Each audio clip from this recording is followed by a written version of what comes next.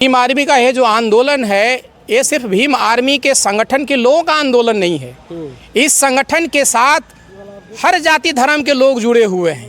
तो भीम आर्मी का यह जो संवैधानिक मांगों का जो आंदोलन है, संवैधानिक अधिकारों का जो आंदोलन है, चाहे छात्रवृत्ति का मामला हो, दलित हत्या का मामला हो या मुस्लिम हत्या का मामला हो, जो दलितों के साथ अमानवीय व्यवहार जो बोल रहे हैं कि उनके साथ में जो ऐसा किया गया उसका मामला हो, तो भीम आर्मी के साथ भी समस्त जाति धर्म के वो तमाम एक्टिविस्ट, वो तमाम बुद्धिजीवी खड़े हैं जो सरकार के खिलाफ जन आंदोलन में भाग लेंगे। सरकार को इस पर पुनर्विचार करना चाहिए और दलितों का जो संवैधानिक अधिकार है उसको ज़्यादा से ज़्यादा लोक कल्याणकारी योजनाओं को लागू करना चाहिए। नीतीश कुमार जी से मेरा निवेदन होगा, एक बुद्धिजीवी होने के नाते, कि समाज के समग्र विकास में अपनी भूमिका निभाएं और किसी एक व्यक्ति के चलते पूरे समाज का दोषारोपण न दे और उसके ऊपर में असंवैधानिक तरीके से शोषण ना करवाएं।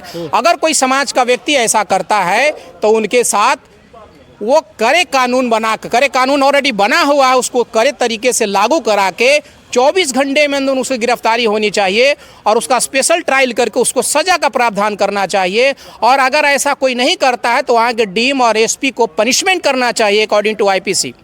बिहार में भीम आर्मी 12 आंदोलन करेगी 25 जुलाई को, और तमाम मुद्दे हैं, चौकीदारी का मामला हो, प्रमोशन में आरक्षण का मामला हो, तमाम बिहार में जिस तरह से दलितों पे अत्याचार शोषण हो रहा है, इसी मामला को लेकर भीम आर्मी 12 आंदोलन करेगी 25 तारीख को। हमारे साथ professor doctor Amit Paswan sir, इन्हीं से हम बात करेंगे। भीम आर्मी अमर ज्योति जी जो उसका प्रदेश अध्यक्ष है, उनके नेतृत्व में 25 जुलाई को बिहार सरकार के खिलाफ बड़ा प्रोटेस्ट करेगी, क्या कहिएगा?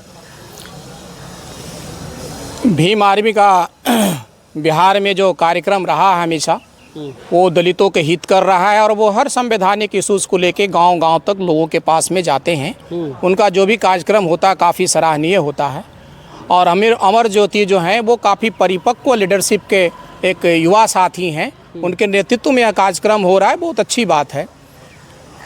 जिस इशू पे यह 25 तारीख को कार्यक्रम है, जो चौकीदार का जो मामला है, वो बिल्कुल न्याय संगत और विधि संगत है। उसमें रिजर्वेशन में प्रमोशन का भी जो मामला है वो न्याय संगत और संवैधानिक है। और साथ ही जो छात्रों की जो छात्रवृत्तियां जो नीतीश कुमार जी ने हमारी राशियां होती थी जिसमें अदर स्टेट और विदेश में जो हमारे छात्र जो पढ़कर जाते थे, यहाँ तक कि झारखंड सरकार ने वहाँ के SC ST के लिए फॉरेन जाने के लिए बाजाबता कोष का निर्माण किया है। नीतीश कुमार जी को छात्रवृत्ति को बंद कराने के बजाय इस कोष को चालू करना चाहिए था कि अनुसूचित जाति जनजाति के लोग विदेशों में प्रत्येक वर्ष इतने लोग विदेश में SC ST के लोग पढ़ने जाए, लेकिन इन्होंने छात्रवृत्तियों को बंद किया और एक मामूली छात्रवृत्ति को चालू करके रखा है जो गैर संवैधानिक है, दलितों के विरोध में है।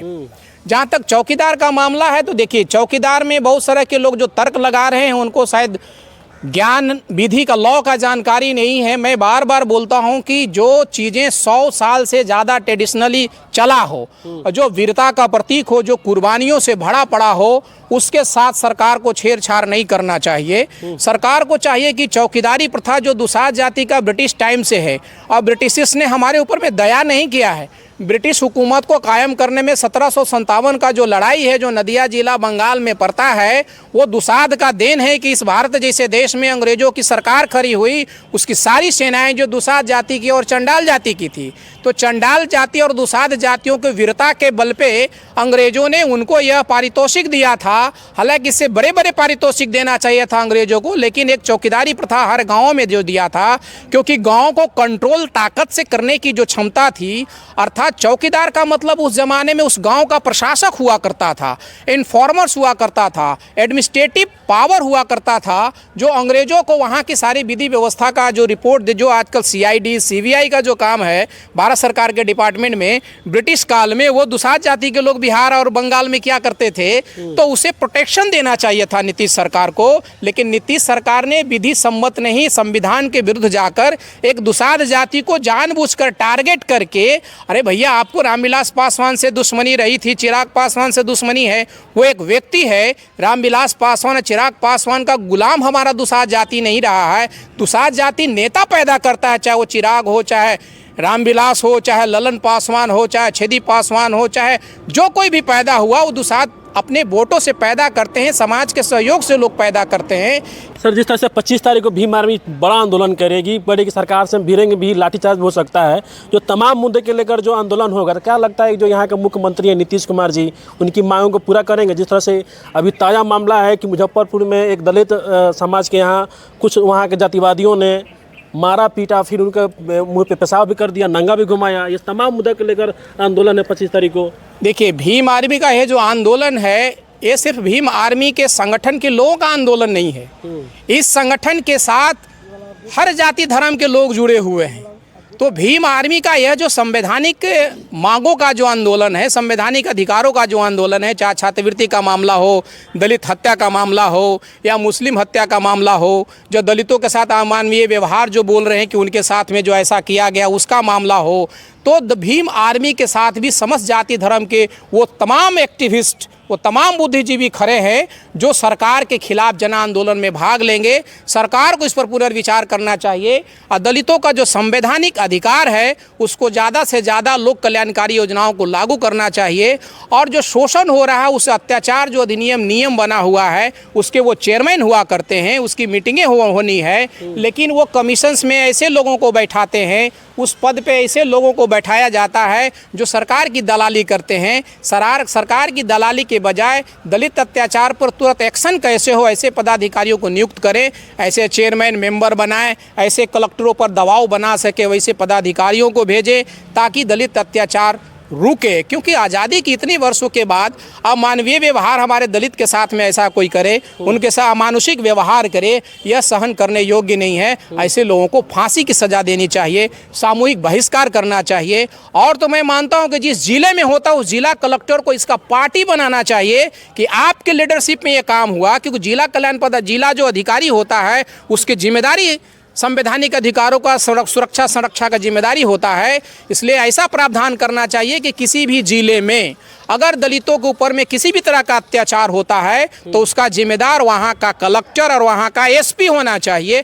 ऐसा सरकार को प्रावधान का निर्माण करना चाहिए। कुछ लेंगे बिहार के मुख्यमंत्री मतलब कुछ टर्न से यहाँ हैं, मुख्यमंत्री कहते हैं कहा कि बिहार में सुशासन की सरकार है, यहाँ किसी तरह का हत्या बलात्कार नहीं होता है। लेकिन जिस तरह से अभी देखे हैं कि कुछ टर्न में दलितों पर शोषण अत्याचार बड़ा है, हो चाहे मगध का मामला हो, चाहे शाहबाद का हो, चाहे सारण प्रमंडल का मामला हो, चाहे मुजफ्फरपुर का मामला है, तमाम ये जो प्रमंडल है यहाँ पे दलितों का शोषण अत्याचार तो और बढ़ गया है। देखिए सर, नीतीश कुमार कितना झूठ बोलेंगे, ये ऑलरेडी बोल चुके थे। जब भाजपा से आरजेडी में गए थे तो अखबार वाले को बोलते थे देखिए मेरे खिलाफ छापेगा, अर्थात जो सही बातें होती हैं वो भी अखबार खिलाफ छाप देता है। अर्थात जब ये भाजपा के साथ आ गए तो इनके खिलाफ भी जो न्यूज है वो सकारात्मक छपेगा। तो इनको पता नहीं है, प्रत्येक दिन सीआईडी रिपोर्ट सीएम हाउस में आती है कि किस जिला में किस तरह की एक्टिविटी हो रही है एंटी गवर्नमेंट, या किस तरह के कहाँ शोषण हो रहा है, वो सारी रिपोर्टें पता चलती है।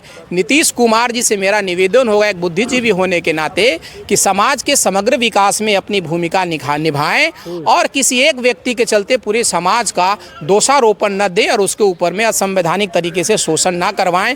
अगर कोई समाज का व्यक्ति ऐसा करता है तो उनके साथ वो करे कानून बना, करे कानून ऑलरेडी बना हुआ है उसको करे तरीके से लागू करा के 24 घंटे में अंदर उसकी गिरफ्तारी होनी चाहिए और उसका स्पेशल ट्रायल करके उसको सज़ा का प्रावधान करना चाहिए। और अगर ऐसा कोई नहीं करता है तो वहाँ के डीएम और एसपी को पनिशमेंट करना चाहिए अकॉर्डिंग टू आईपीसी। चलिए सर, बहुत धन्यवाद। ये थे डॉक्टर अमित कुमार पासवान जी। हमने इस मुद्दे पे बात किया है कि 25 जुलाई को भीम आर्मी का सरकार के खिलाफ बड़ा आंदोलन हो, चाहे चौकीदारी का मामला हो, प्रमोशन में आरक्षण का मामला हो, चाहे दलित हत्या मामला हो, पिछड़ा हत्या मामला हो, मुस्लिमों का शोषण अत्याचार हो, तमाम अत्याचारों को लेकर 25 जुलाई को सरकार के खिलाफ भीम आर्मी बड़ा आंदोलन करेगी। इसी मुद्दे पर हमने सर से बात किया, सर ने इस आंदोलन को समर्थन भी किया और तमाम जितने भी बिहार के लोग एक्टिविस्ट हो, चाहे जितने भी बुद्धिजीवी हैं, उनसे भी अपील किया कि इस आंदोलन के आप समर्थन कीजिए। आप क्या सोच रहे, अपना राय दीजिएगा। बहुत बहुत धन्यवाद।